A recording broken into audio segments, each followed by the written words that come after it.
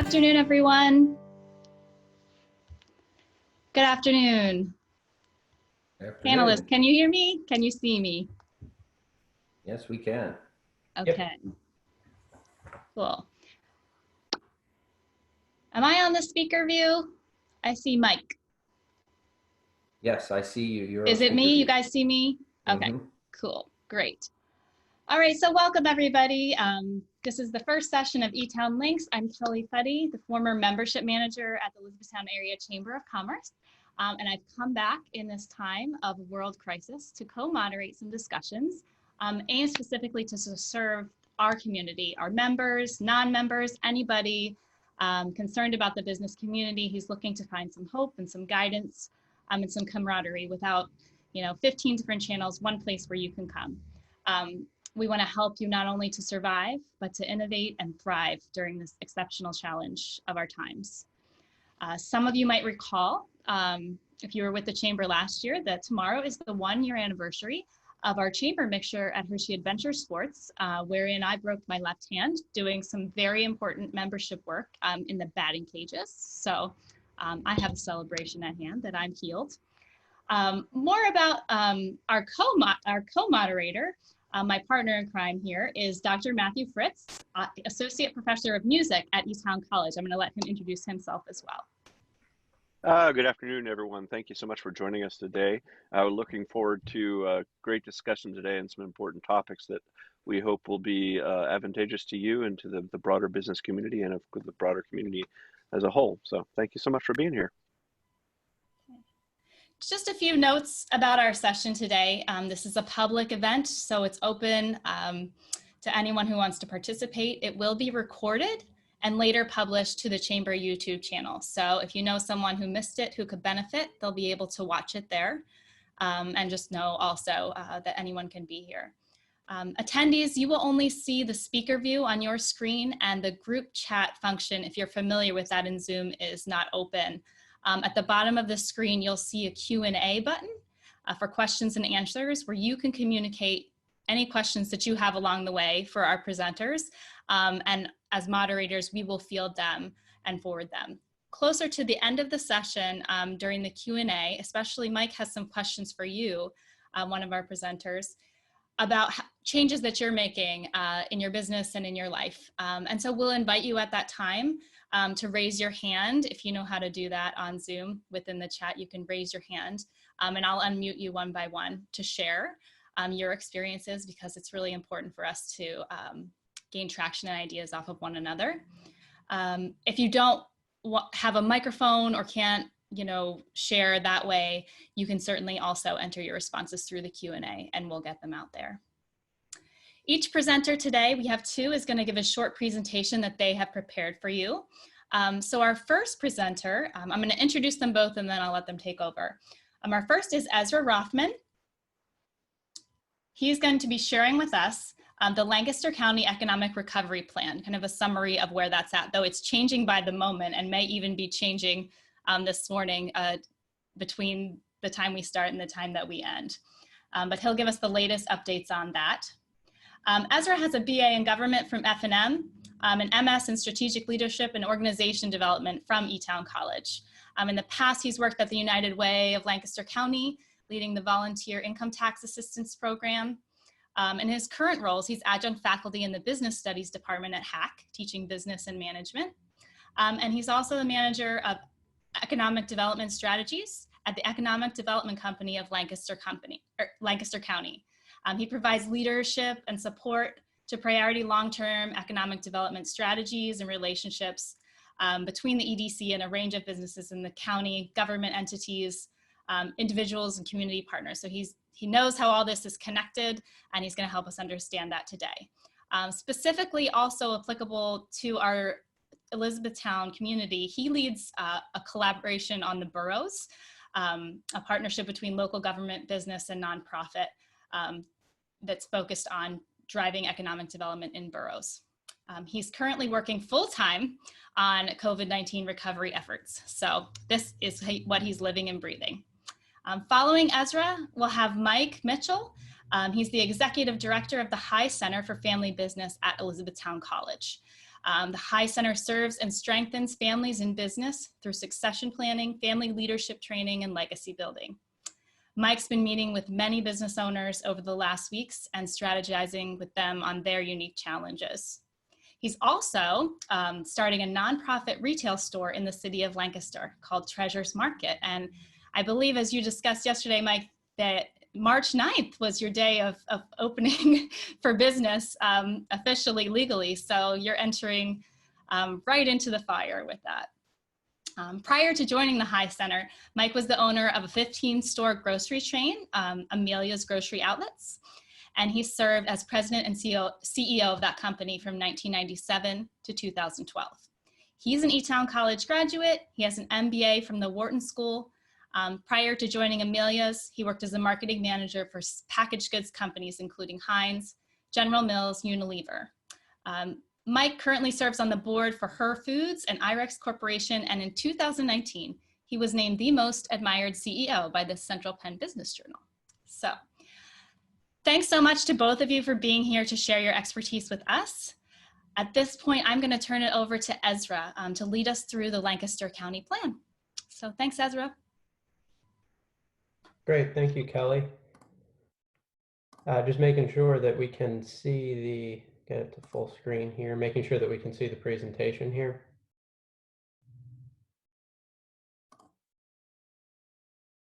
Okay, so as Kelly mentioned, this is really a plan that is currently taking shape and we're currently working on operationalizing. This morning there was a call, a county commissioners meeting, where they voted to approve our contract to actually move forward with this plan. So that's the news coming out this morning there. The phrase that we are building the plane as we're flying it has been thrown around a lot through this process, and that really feels like what we're doing. So what I hope to present today is a bit of a framework around the county's plan specifically to reopen the economy. This plan is not inclusive of public health aspects and social service aspects. There are two specific areas that I am not addressing. This is specifically our plan to help businesses as we advance getting ready to reopen. So moving through, this is just a good place to start. I think we all know and feel that our communities are special. I believe they are, and this is really an opportunity for us to come together, to work together, to get through this, and to really show what we're made of. So getting into the meat of it, and I hope to talk a little bit about the phases, talk a little bit about our economy in Lancaster and what we've been hearing from businesses so far, and then get into the specifics of what we're rolling out as part of this plan. So generally 3 phases. We're doing well in navigating the public health and the stopgap economic relief. So that was the alphabet soup of the EIDL, the PPP, the CWCA through PETA, all of those that have in essence come and gone, learned lessons from them, which we'll talk about shortly. So the next phase, phase 2, which is really where we're at now, is preparing to reopen. So what can we do right now to help companies to make that transition? Acknowledging that there are significant costs to doing that, along with a good bit of confusion out there as to when and what might actually need to be done to reopen. And then phase 3, which we'll obviously move into next, is what does normal look like as we come out of yellow and move to red? So again, that's down the road, but we really need to keep our eyes to the future in addition to planning for the more immediate reopening that needs to happen. So getting ready to get back. These are a couple of the focus areas that we're looking at. So the idea is we need to help businesses get ready to go as quickly and as safely as possible. At the same time, there are a lot of displaced workers. We need to ensure that they are safe. And what we're hearing is people really need to be comfortable in order to go back to work. They need to understand what's being done to keep them safe. What are the steps that businesses are taking to make sure that workers can go to work and feel comfortable in their jobs. Next is ensuring that we're doing our best with the resources that have been provided from the federal government. And I'll talk with some specific dollar amounts as we get further into the presentation as well. And then lastly, and this is going just to the broader picture of how can we take advantage of the opportunity. I know it's tough to see it that way, but what can come out of this crisis that can make us stronger in the future? Whether that's exploring new markets, whether that's exploring new channels, what can we do? What can we learn going forward? So a little bit about the economy, again, before we get into some of the specifics. And I know I'm rolling through this fairly quickly, so if any of the other panelists want to jump in, you can feel free. So this is the industries that make up our economy. So we are lucky in Lancaster that we have strong presence from multiple sectors. That said, when it comes to recovery, we can't just say flip the switch on manufacturing and then ride that out to assume that that will help the entire economy get restarted. Our planning effort is really focused on multiple sectors and acknowledging that we need to have a broad-based approach to this as we look to reopen. So again, it helps to make us a little bit more resilient, but we need to pay attention to broad-based efforts as we reopen. As far as the size of businesses in Lancaster County, as you can see here, the vast majority of businesses in Lancaster County are small business. Nearly 40% of the jobs are in small businesses that, are in the larger businesses that have 20 to 499 employees. So as we look at our plan, we are gearing this toward small businesses in our community. Expanding on that a little bit, as the COVID crisis started to hit businesses, we did a business assessment in partnership with the Lancaster Chamber, where we called as many businesses as we could. So that included the entire membership of the Lancaster Chamber. So we've been in touch with over 1,500 businesses so far. As I'm sure you've heard on the news, as I'm sure you're personally feeling yourself as a small business owner, small businesses are getting hit the hardest, unfortunately, and are at the highest risk of closure. That's, again, what we've been hearing on the news. That's what you've been seeing and feeling anecdotally, but based on our conversations with businesses, that really does hold true. A lot of the larger businesses have been able to remain open for one reason or another, which obviously has allowed them to remain cash flowing, while the rate of closures have been much higher for the smallest businesses. So as we focus our efforts, you'll hear me mention small business. We are referring to businesses that we are focusing on that have less than 100 employees. Now, based on the previous slide, when we're talking about businesses with less than 100 employees, the vast majority of those businesses actually have less than 20 employees. So again, just making that note, when I say small business, I'm referring to businesses with less than 100, but mostly in reality, that's businesses with less than 20 employees. A little bit about the job situation. So we have classified, and I'm not going to talk through this in too much detail, but we have the risk ratings for jobs, and this is really what you could expect, with the highest risk jobs typically being in the lower paying fields as well, which creates significant challenges, especially for the social sector as we move forward. Jobless rates, again, as we know and as we've heard, have been absolutely staggering throughout this process. So this is something that we really need to be attuned to, again, as we reopen. We will see the economy reopen, obviously, in different phases, with some industries leading the way, while others may lag behind. So we really need to focus on how can we get the out-of-work employees quickly into industries and roles in the areas that can ramp up quickly. So that'll be a priority for us. And again, especially focusing on this higher risk category of folks that have likely been out of work the longest.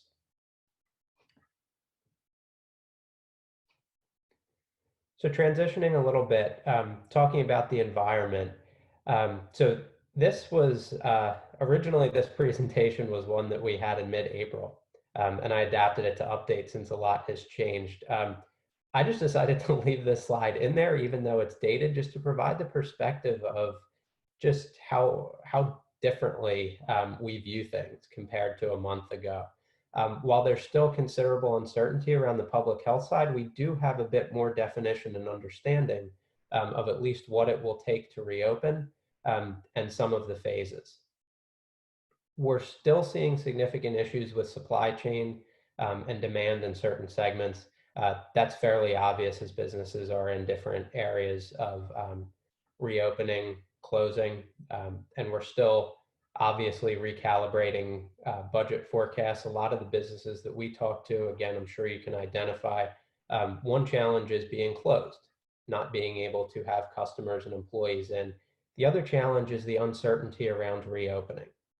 It remains incredibly difficult to project your finances when you don't know exactly when you can reopen. And we understand the challenges there. Number 4 holds true, probably even more so than a month ago. The urgency with which we need to get this figured out as to how and when we can safely reopen our businesses and get the economy back up and running, again, avoiding a resurgence of COVID.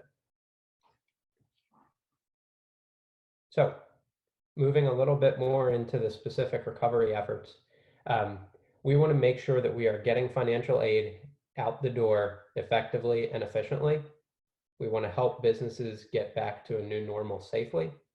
We want to be prepared to move economic drivers. So I talked a little bit in the beginning about specific industries. We want to make sure that we are reopening industries who are prepared to reopen strongly while supporting those that might be lagging behind and may reopen a bit later in the process.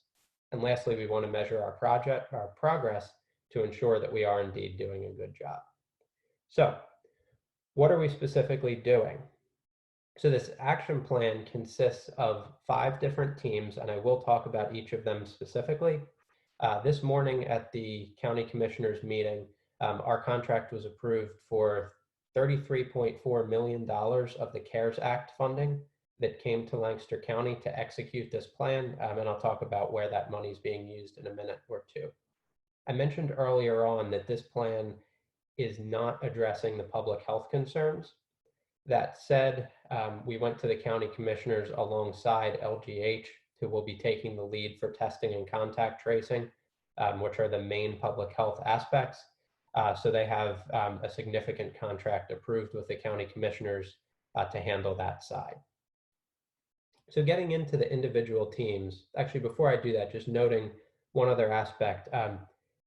This is moving incredibly quickly. To this point, we have about 75 business and community leaders who are engaged on these teams.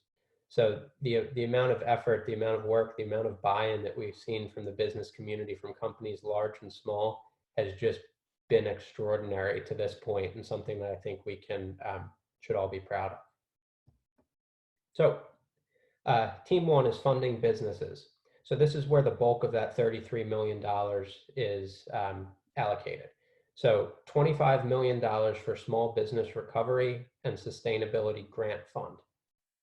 Now, when I talk about this, we just got the approval to move ahead. So we are working on preparing answers to what I'm sure your questions are of how can I apply, when can I apply, who's eligible. So we are currently working through all that. That's just the caveat to talk about here. So there will be 2 aspects that we're focusing on. One is working capital to help businesses reopen, and 2 is physical retrofit costs. So as we reopen, some businesses will likely need to install shields, dividers, striping on the floor, hand wash stations, whatever it may be. We want to be able to help with those costs. This money will come out in multiple phases. So again, we acknowledge that not everyone will be reopening at once. So there will be multiple phases as this money goes out. The other thing we're doing is we're trying to learn from those other funds that I mentioned earlier, the EIDL, the Working Capital Fund from the state, and PPP. There was a lot to learn from those processes. If you applied for any, I'm sure you experienced significant challenges. So a couple notes on that. Unlike many of those other funds, this will not be a first come, first serve loan fund. This will not be a loan fund at all. These are grants. So that was another lesson that we learned. Asking businesses to take on more debt right now is pretty tough. So these are exclusively grants, and it will not be on a first come, first serve basis. And we are trying to we will be providing as much help with the application process as possible. So this will not be a situation where you will learn of a fund and have to immediately drop everything and apply in order to be first in line. So those are just a couple of the lessons that we've learned so far that we're looking to apply to getting this money out, again, efficiently, but also fairly. Also creating a database of funding tools so that you know what else is out there to help your business through this financially. Team 2 is focused on public health mitigation. So again, we're not taking the lead on contact tracing and testing. That said, we do have some folks that have more of a healthcare background and understand this stuff and can be the go-between between us on the business side and the folks dealing with the healthcare aspects. So they're focusing on a couple special populations. Nursing homes, there's been significant discussion there, and colleges are another special population that they're working through to figure out, again, what can we do to help, how is safe reopening? And this team is also advising the other teams on what the public health considerations are going forward. So team 3, the new business normal, as we're calling it. This is where another chunk of that funding is going. So we have $6 million for a bulk purchase of PPE. The idea here is that every business in Lancaster County with less than 100 employees will be able to get at least a small batch of PPE to help get things started. That's something that we've heard, is that it's tough for smaller individual businesses to get the items that are required. So we're looking to help with that. We're actually starting to receive shipments today on these items, actively working with some logistics partners to figure out the ordering process. But again, you as a business, assuming that you have less than 100 employees, will be able to, within the next month, sign up, register, and get initial PPE to start operating your business safely. Next is industry-specific best practices and trainings. This is something that we talked about a little bit in the beginning. There's a lot of information out there right now.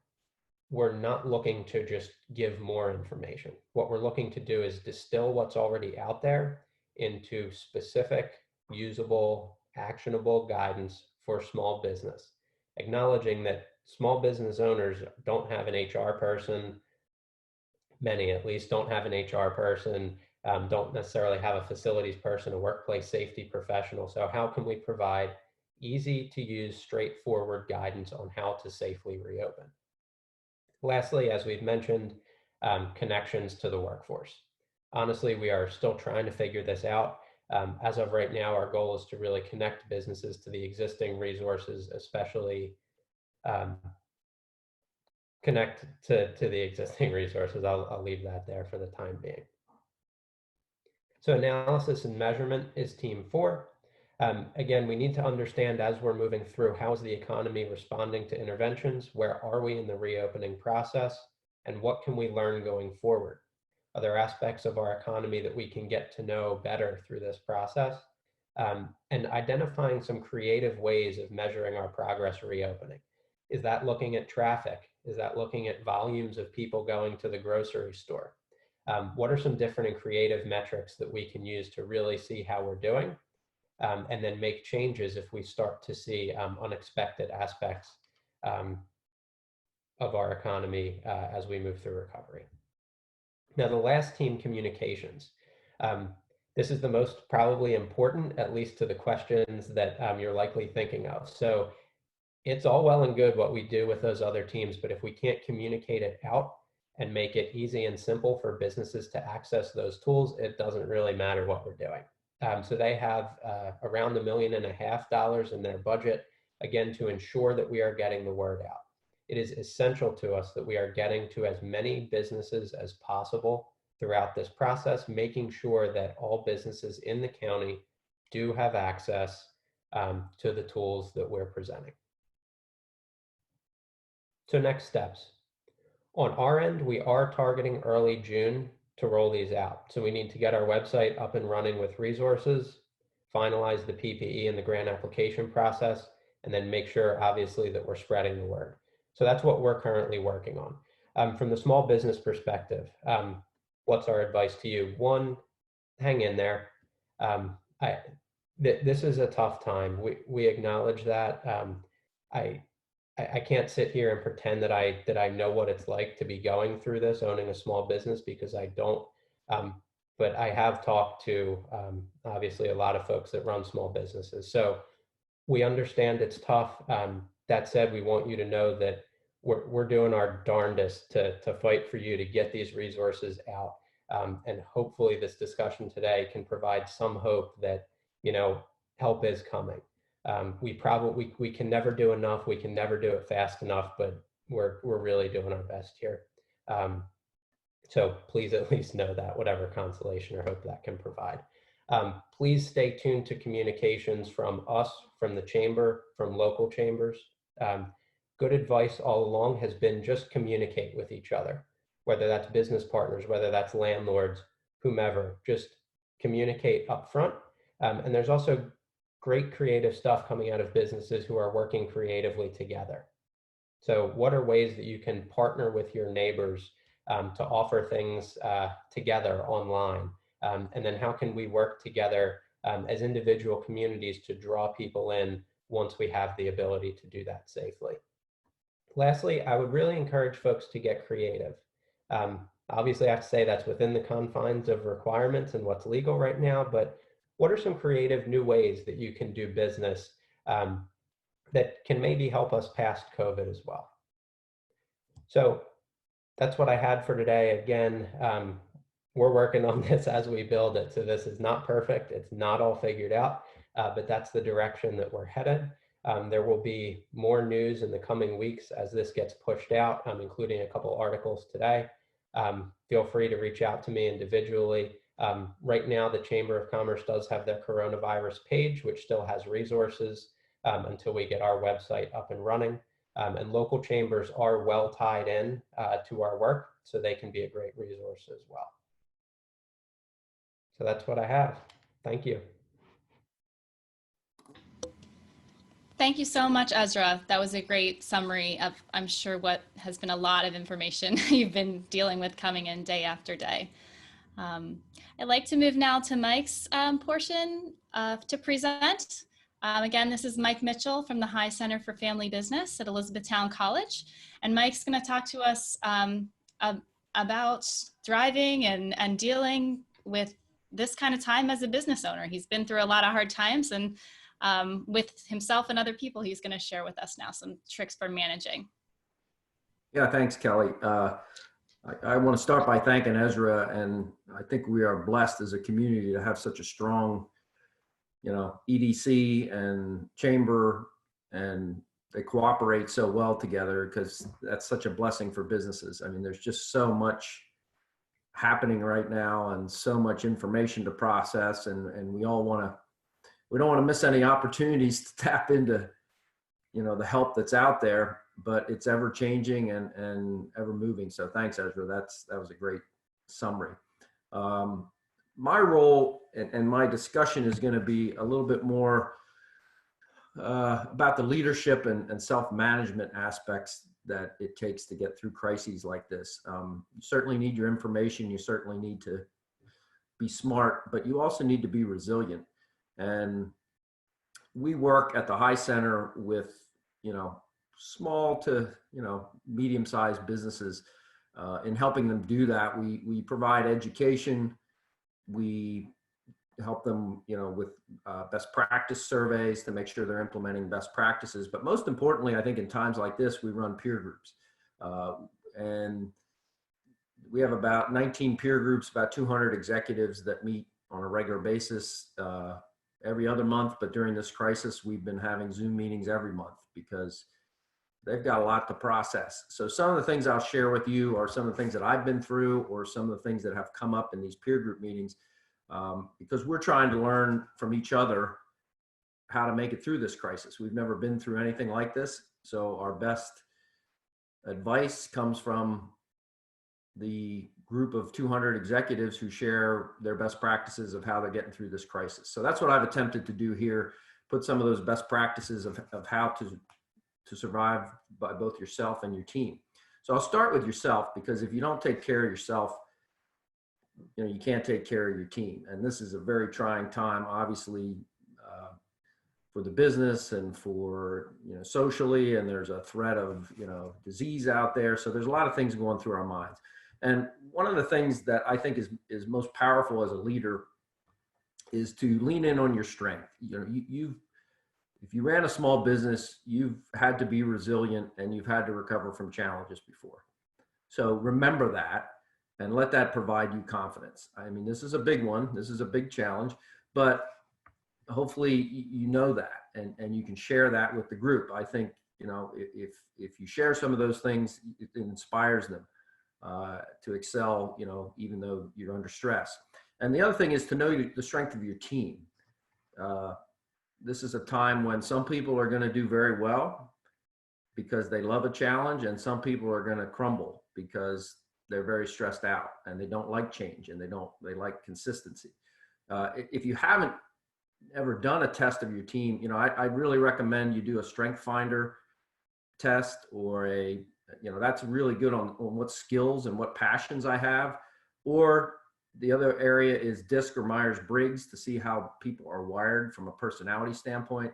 It's maybe not the time to do it now in crisis, but if you get through the crisis and you haven't done some of those things, understand what makes your team tick, because that's good just to plug them into where their strengths are, but also in times like these, you'll know who you can count on and who's wired for crises and who isn't.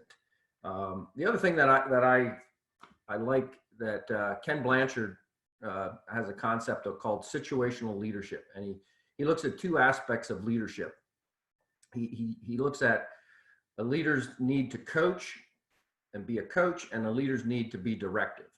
And he argues that you need both those skills, but you need them differently at different times.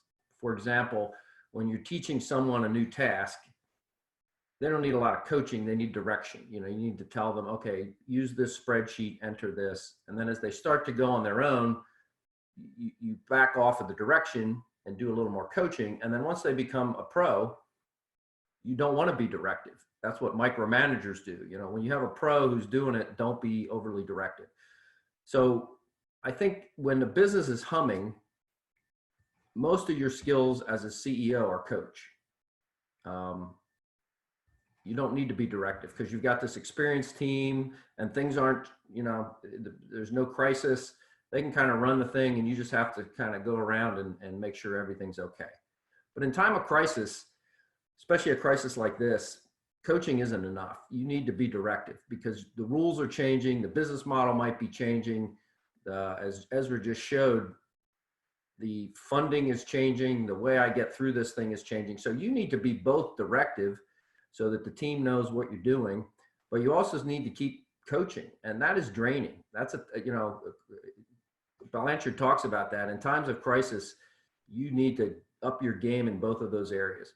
So I think that's something we need to be aware of, that we need to step that up, but we also need to keep recasting that vision. If you're the CEO or you're running your business, you're probably the best at vision casting. And in this environment, you need to keep recasting that vision. Even if something changes for the worse, you need to take that, reposition it, and get yourself back. And then the direction part of it, you need to keep finding out, as Ezra's teaching us, what is, a few months ago, we didn't know what PPP was, or PPE, or CDC guidelines, or, what does my insurance policy cover? We're digging into all that stuff, and we need to share that with the team and make sure we're doing everything correctly. So that's a big one, to lean in on your strengths and the strength of your team. The next thing was look to past guidance and challenges you've overcome, and learn and draw inspiration. Tell stories of things that you've been through. I think that's very inspiring to your team. I know in Amelia's, we had a lot of things that went wrong, and some of them ended up being very good. One of the stories we used to tell a lot, we once had two kids came into our store and they lit a fire, and so they arrested the kids and we had to close the store for a while. It was kind of one of those disasters. You woke up that morning, you didn't know anything was wrong, and all of a sudden you got a crisis. but what happened good out of that was that the boys had to pay restitution, and they were part of a program where they had to be introduced to their people they wronged and apologize. And so we had a meeting with them and we said, hey, look, guys, we understand, you make mistakes. If you go to college, we'll give you your restitution money back. One of them did and one of them didn't. And the one that did ended up actually going to the University of Pennsylvania and studying criminal justice.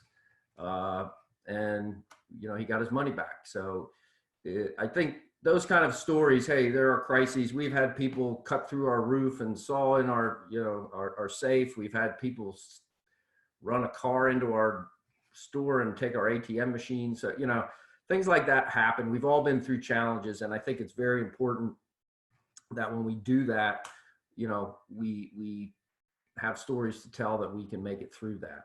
The other thing that we're facing now at the High Center, we were supposed to have a forum event with 1,300 employees or 1,300 people at a event on March 17th. And you all know what happened in the middle of March. So we've canceled a major event and we've got to go back and revisit that. So these challenges happen and, you can overcome them. And you have to, you still have a lot of people asking, what if, what if we don't have that event? What happens after that? You have to be ready to have scenario planning so that the whole team understands that we're going to be okay. And no matter what happens, we're going to make it through this crisis. So I think having stories to tell is good. The other thing that the next one is 3 spheres. I think it's hard. You need to understand what you can control, what you can influence, and what's beyond your control. And you focus on what you can control. I like to control things, and I often, take the approach that I can control things even when I know sometimes I can't. And I've been learning to stay more focused on what I can control. And then I think working hard to not let the uncontrollables stress me out. And I can give you a good example. Kelly mentioned this new nonprofit grocery store that we're starting in Lancaster City. Well, we closed on the property and got our loan the 9th of March. And it needed renovation and a lot of work. So we got to work and we didn't get to work for more than a couple of days. And the project got shut down. So what do? You do what you can. We applied for a waiver. That was the only thing we really had control of. So we applied for a waiver and we got a waiver. So we immediately got back to work. But as these crises go, 2 weeks later, it was time for an inspection of the building and I needed the city to come out and inspect the building so that I could keep going and put drywall up. Well, the city calls and says, we're not going to inspect your building. And I said, well, why not? And they said, well, because we don't agree with the waiver process. We think it's political and we don't want anybody doing any construction in Lancaster. So we get thrown another curve. Now, again, I don't control that technically, but I can influence that. And in the old days, I probably would have called up and yelled at the guys and said, you have no right to do that. And, you got to give me this, and they don't. But again, here's the difference between trying to control and be an influencer. I didn't do that. I called up and I said, look, guys, we're a grocery store in the inner city. We're trying to get, groceries to people as soon as we can in this market. Can you do one inspection? 2 weeks from now, everybody's going to be back on construction. So what's the big deal? You give me 2 weeks. So again, with the softer approach, he went back and he did end up getting us approved and we got to keep moving. But again, I think that's a good example of the kind of zigs and zags we have to do in this environment because we're in uncharted territory. But for me, that's a good example. If I can control something and I can do something about it, especially with advice from people like Ezra, I should do it. I should apply for those loans. I should apply for the help. I should do everything I can to control. What I can't control, maybe I can influence. Maybe I shouldn't just give up. I can do something about it. And then a lot of the stuff we can't control, and you just kind of let that go. And that leads to the next question, or to the next point. Decide which wolf you'll feed. There's a lot of anxiety out there. You can get yourself worked up into all kind of problems. I know, when this first started and everything was shutting down, it's very anxious because it's your business and there's a lot of money on the line, and it's very stressful. And then there's this virus out there. People are worried, do I get the virus, or my people get the virus? I don't want my people to get sick. So you really got to let that go, and you let that go by really trying to take care of yourself. And sometimes it sounds easier than it is, but you need to get your sleep, you need to get your meals, prayer, meditation, humor, are all very important. You really got to take care of yourself because work's demanding now. You got to be that coach and you got to be that director. You got a lot of uncertainty. You got financial challenges. You got kids at home that are homeschooling maybe. You got parents that might be in senior care. It's a very stressful time. And you got to watch that you don't. We had a speaker a couple years ago, Henry Cloud, wrote the book, The Power of the Other.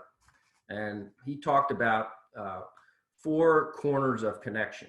And so if you picture a large square with 4 smaller squares in it, in the top left is called the corner of no connection. And he said, what happens there sometimes is people withdraw. That's where you're not connected at all. You may be around people, but you just don't feel a connection. And I think in times like these, sometimes we can do that. We're so anxious, we're so unconnected to people that we just go in a corner and be to ourselves. And that's not a good place to be. That's a bad place. And it's a lack of hope. So you don't want to stay in that corner. But he says, sometimes then the next thing you do is you go to the next corner is a bad connection. And we have a lot of those sometimes, somebody who makes you feel worse because maybe they have high expectations for you, or they're judgmental of you, or they drain you. They're just a draining person. Well, that's not what you need right now. You can't perform at your best if somebody's draining you. So sometimes when you're in that case, you go down to the next corner, which is pseudo good. It's not real, but it feels good. Maybe you have an addiction, or maybe you self-medicate, or you veg out on Netflix because you just don't want to be part of the world. It was funny. There was a female Christian speaker, and she was in front of a large audience, and she said, I have to make a confession. I know you probably don't think I struggle with anything, but currently I'm having an affair with 2 men. Their names are Ben and Jerry. So there's a case where she was addicted to food. Some people are addicted to food. Some people are addicted to work. Some people are self-medicated. But you don't want to be in that corner where, you feel good for a while, because what ends up, you go back to the no connection. And then finally, where you really want to be is the corner 4, which is a real connection. You want to be with people who are supportive and helpful. They can be real with you. Struggling people can be in that environment and get to the next level. Failing people can be lifted up. And in these times when we're stressed, we need a team like that. And one of the best ways to do that, and I've seen this in our peer groups, if you have a peer group that you can relate to, people that are like you, that share the concerns and the anxiousness that they have, that's a great place to be. And you need to make sure that, those corners, that you're also looking at your staff. Is somebody withdrawn now? Is somebody, look like they're getting addicted to something, or, that they're not reacting to this stress in a proper way. So not only do you have to take care of yourself, you have to take care of your team. So I think that's another important thing. The other thing that is good in this area is prayer. I'm a big believer that I'm not in control, that someone else is. And I don't memorize a lot of scripture, but one that I have is, do not be anxious about anything, but in everything, by prayer and petition with thanksgiving, present your requests to God. and he will protect your heart and mind in Jesus Christ. I think that's very important. I mean, it's easier said than done. Do not be anxious about anything. I mean, that doesn't always happen for me. But I do try to pray. And sometimes it says prayer and petition, which means you can ask for things. And sometimes I get very demanding because it's tough. Like a good example, on the morning of March 12th, our forum was canceled and our grocery store was shut down. That was a really bad morning, and so how do you react to that? That's extreme anxiousness. I get on my knees and I got mad at God and I said, hey, why would you do this? I'm trying to fix these things. I'm trying to do good for the community. And here this happens. And that's okay. God understands. He knows you get angry, and he knows he wants you to be honest with him. And he doesn't always fix things right away. But he doesn't promise to fix everything. But he does promise in that passage that he will give you peace. And you can't understand where that peace comes from, and it only comes from him. And if you're faithful and you believe he is in control, he gives you that peace. And I did get that peace after a very rough day. And as things turn out, we are now back on track with both of those things. But there's days like that you've got nobody else to turn to. And I challenge you, use your peers, use your family, and turn things over to God sometimes when you become anxious. So Mike, thank you so much for all your sharing about this personal stuff. This is so helpful to hear a personal experience of how you've gone through this time, especially with your business. I just wanted to let you know we have about 12 minutes left until 1 to make sure we get time, because I know that you want to participate with some of our yes, I do. Let me wrap. The next slides I'll go through very quickly. So it'll take me about 3 minutes. That was how to handle yourself, and then this is how to handle your team. I think businesses we're seeing now are having war rooms where they get together with senior leadership teams for morning and evening check-ins, because things are changing fast, and you need to meet. The more things are changing, the more you need to be communicating more regularly. And so that leads to the next one: develop employee communication plans. A lot of people are doing things virtually, and they're finding out that that's just fine. And they're actually communicating more because of, the ability to do it virtually. So I encourage you to use that. And then related to that is make sure that, your IT structure for small businesses, that's usually not a problem, but that you can handle people working from home. The other thing I talk about is scenario planning. It's constantly changing. So our forum, I have it scheduled. It was scheduled for March. Now I have it scheduled for September. It may not happen in September. So, you just got to keep having plans and scenario plans, but it's good to do that because it reassures you and your team that no matter what scenario is happening, that you can get on the right track. And then contact your bank. If you I'll probably have already, but make sure that you have cash and the cash flow is moving.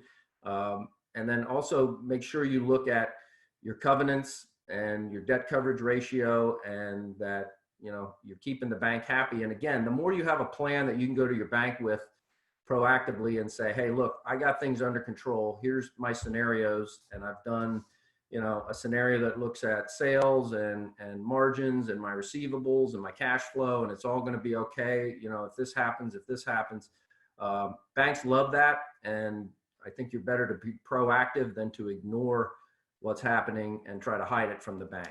Be more open with them. And then finally, look for leaders. These times of crises, often, as I said, people either step up or they fall back. And you want to look for those leaders, because you'll find, your next leader may be the one that's really stepping up right now and responding well to crisis. So thank you for your time. Thank you so much, Mike. That's a really excellent point about taking this time, and kind of speaks to what you were saying earlier about unexpected good things that come out of crises. Like maybe you'll identify new leaders and new skills that you never would have seen in some of your team. Or other connections around you in your community. But thank you. Ezra or Mike, does either of you have any comments on the other's presentation that feed into yours that you want to share? No, I really appreciate what Mike had to share. I think if just from my side, leave it open to any questions so that we have time to get them answered. Okay. I'm going to hand it over to Matt. I know we have one question at least that came in. So he's going to share that with us. Yes, thanks so much. I've really enjoyed Ezra and Mike, both of your thoughts. Really appreciate the preparation that went into in today. We have one question from an attendee who asks, is there anything being developed that protects business in terms of liability? For example, if someone gets COVID-19, that may be traced back to a specific business. Yeah, so this is a great question, and obviously of paramount concern to businesses right now. So as far as a specific mechanism to protect businesses from liability, that is not something that we are actively creating. We will leave that to our partners in insurance to directly address that. That said, as usual with liability stuff, what we want to do is make sure that businesses have the policies and procedures in place, posted to make sure that when they can safely reopen, they are doing everything that they are legally required to do that could help, again, from the liability mitigation perspective as it relates to insurance folks. So that's really where we're focused. I will say that with each of our industry-specific teams, we do have attorneys and insurance people. So while we're not creating that mechanism specifically, we can advise businesses on at least how to have those conversations with insurance. And then what they can do, again, to be prepared to reopen safely and in accordance with regulations. Thank you. We have another question that came in. Is anyone hearing about businesses using unemployment as a strategic tool to keep employees afloat while waiting out the stay-at-home orders? So I'm not sure what any additional guidance on that question as far as strategic tool. That said, if employees are furloughed or laid off, absolutely they need to be connected to unemployment resources so that they can continue to support their family until they come back. We've seen many of our businesses participate in the PPP, so they are very happy with that, and they're bringing some people back because of the PPP also. But I guess the alternative would be the unemployment.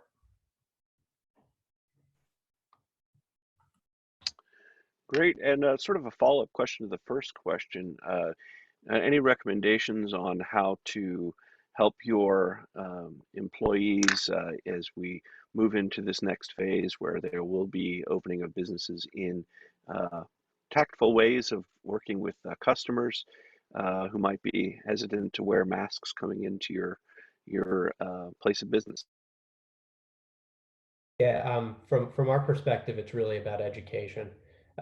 So that there's, again, a lot of information out there, and a lot of times people really do look to their employers for good, solid, strong advice. So helping employees to feel comfortable with what's being done. Something else that's been discussed a bit is before employees actually come back to work, host electronic meetings to go through policies and procedures. Again, hopefully we'll be able to provide some of them, some pre-made meetings, host some ourselves. But really just educating folks, letting them know what you're doing to keep them safe, I think are the most important things that folks can do. Yeah, that's what we're looking at too with opening a grocery store, putting policies into place so that it's not up to the employee to make that call. You must wear a mask. You know, we're have several protocols. You know, we have shields, we have all the things, stickers on the floor to social distance. You know, I think Ezra's right. It's you need to, the employees have to feel secure, and leadership has to, I think, set that bar and also, you know, follow that and enforce the procedures that you put in place.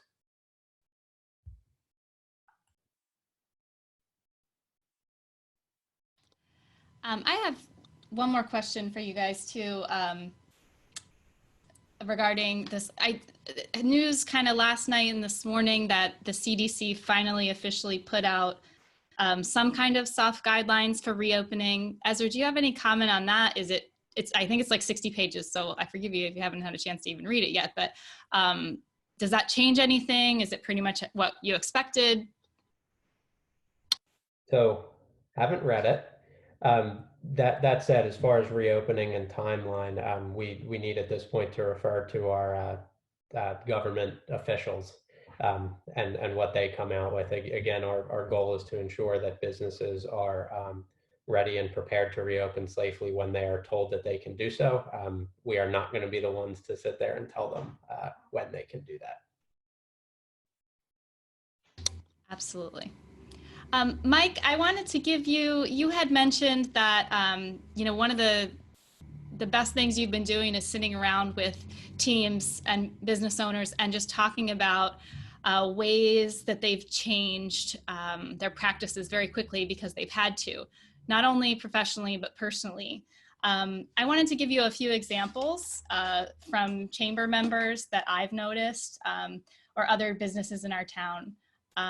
We have some small retail stores, Found in You and Fancy Unicorn and Now Wear This, who sell clothing and home goods. They're having watch parties. The one business owner took it as an opportunity to just really launch her website. It had always been sitting in the back corner because she, had so many people coming in through the store. Now that she can't, she just went gung-ho and now can sell through her website. We know a guy, Scott, who has a mobile phone repair business. He can't come into your house anymore to fix your phone, so he figured out how to set it all up in his car. So he'll come to his house, to your house with his car to fix your phone, your screen, or whatever you need. I know that Gerson at Fuego Latino, local restaurant that's pretty new, and Cornerstone Ministries have partnered together to feed families. So it's helping Fuego Latino stay busy and keep their doors open. Community members are donating money for them to prepare meals, and Cornerstone is identifying the families in need to receive those meals. They are busier than ever, Fuego Latino. They're hiring. So the sewing studio, Renita can't teach lessons to kids, obviously, but she's sewing masks and selling them at another local business that sells ice cream pints to help pay her bills in the meantime. Our library has gone so far above and beyond. They've found a way to, let people email in, call in, request books. They get them ready for you. You can come pick them up any day between 10 and 2, and they put all kinds of activities for your kids and candy and stickers in the bag. And it's been really wonderful because I know most libraries are completely closed. Our high school and a local production company have teamed up to do a graduation ceremony yesterday. They had students come one by one and stay socially distanced, but they got to, on video that can be shared with everyone, receive their diploma from the superintendent. Neil Messick at Messick's Farm Equipment found a way to plug some dairy supply chain gaps. All these farmers were dumping all these gallons of milk and there were people that needed it. So he filled that hole that restaurants usually fill between the suppliers and the people who needed it and got it out. Nestle's delivering wine all over the place in their van. Grandview Winery and Twisted Easel collaborated to do like a gift for healthcare workers. That's a hand-painted wine glass and a bottle of wine that people could pick up curbside. Our Rotary Club has done this cash mob. The last I checked, which was several weeks ago, they had already spent over $11,000 at local restaurants for takeout just through this program to help keep them afloat. Spence Kansies has done contactless pickup, which was great for Mother's Day, Easter holiday. And so those are some things I wanted to share with you. To answer your one question about things that I think businesses should keep doing that they've done in this is because they've had to adapt to just letting people like the library call in or email to ask for something. I am a big fan of that, being able to call and get a live person to talk to about what you need coming back around rather than it being all automated. It's been really nice to have that personal experience. So I just thought in closing, Mike, if you wanted to share any other stories that you've heard from people about some really innovative things, that would be cool. Yeah, what we found is that, in addition to some of the things that you've mentioned, people being resilient with their business plan because they need to be.